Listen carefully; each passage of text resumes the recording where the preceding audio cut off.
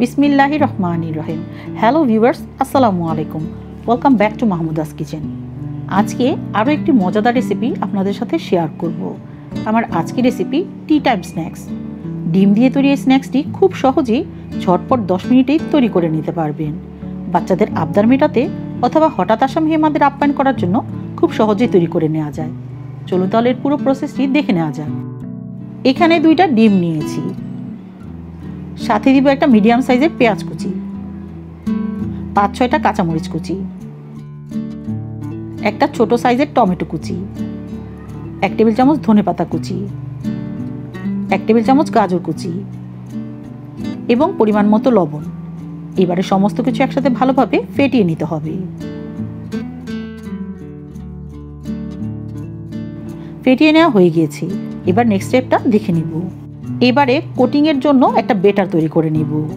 এই জন্য একটা বাটিতে নিয়ে নিব 1 কাপ ময়দা, 3 টেবিল চামচ কর্নফ্লাওয়ার, 1/2 চা চামচ বেকিং পাউডার, সাথে দেব কিছু মশলা।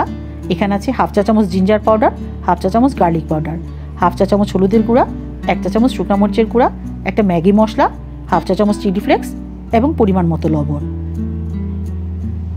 সাথে দিয়ে দিব 1 টেবিল চামচ ধনেপাতা কুচি। এখন একটা হ্যান্ড হুইস্কের সাহায্যে শুকনো উপকরণগুলো প্রথমে মিশিয়ে নিতে হবে। এবারে অল্প অল্প করে পানি মিশিয়ে একটা ঘন বেটার তৈরি করে নিতে হবে।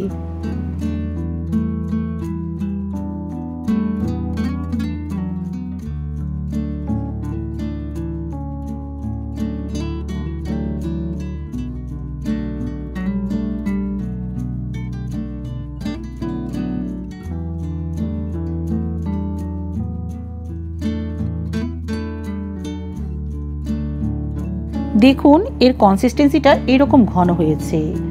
চলুন এবার নেক্সট প্রসেসটা দেখে নিই। চুলায় একটা প্যান বসিয়ে তাতে দেব 2 টেবিল চামচ তেল। তেলটা মিডিয়াম হিটে গরম করে নিয়েছি। এখন ডিমের মিশ্রণটা এর মধ্যে দিয়ে দিতে হবে।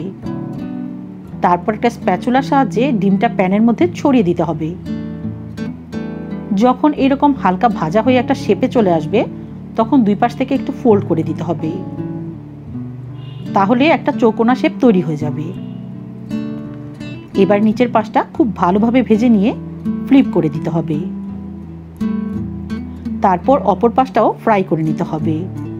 একটু সময় নিয়ে ভেজে নেবেন।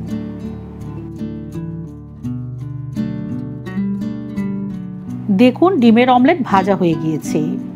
এবারে চুলাটা বন্ধ করে দিয়ে একটা পিৎজা কাটারের সাহায্যে অমলেটটা লম্বাটে করে শেপে পিস করে কেটে নিতে হবে।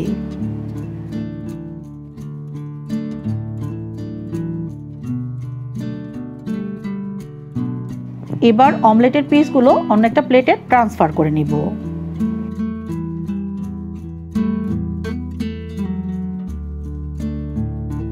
এবারে একটা করে অমলেটের পিস নিয়ে তৈরি করে রাখা বেটারের মধ্যে ডিপ করে নিয়ে গরম তেলের মধ্যে ছেড়ে দিতে হবে। প্রথমেই চুলায় একটা প্যান বসিয়ে ভাজার জন্য পর্যাপ্ত পরিমাণে তেল দিয়ে মিডিয়াম হিটে গরম করে রেখেছিলাম।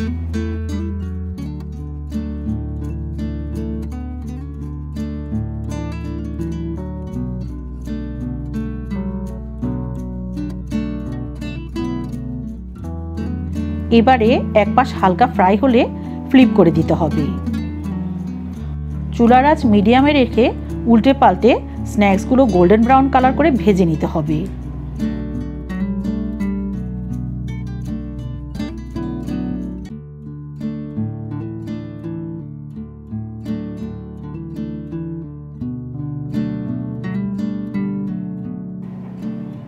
ভেজে নেওয়া হয়ে গিয়েছে। দেখুন এর মধ্যে খুব সুন্দর একটা কালার চলে এসেছে। এখন এগুলোকে তুলে নিয়ে পরিবেশন করে নিব। দেখলেন তো ভিউয়ার্স, কত সহজেই অল্প কিছু উপকরণ দিয়ে তৈরি করে নিলাম অসাধারণ এই স্ন্যাক্সটি।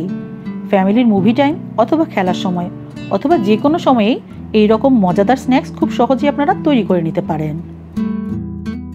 এই রকম আরও মজার মজার রেসিপি পেতে লাইক, কমেন্টস এবং শেয়ার করে মাহমুদাস কিচেনের সাথেই থাকুন।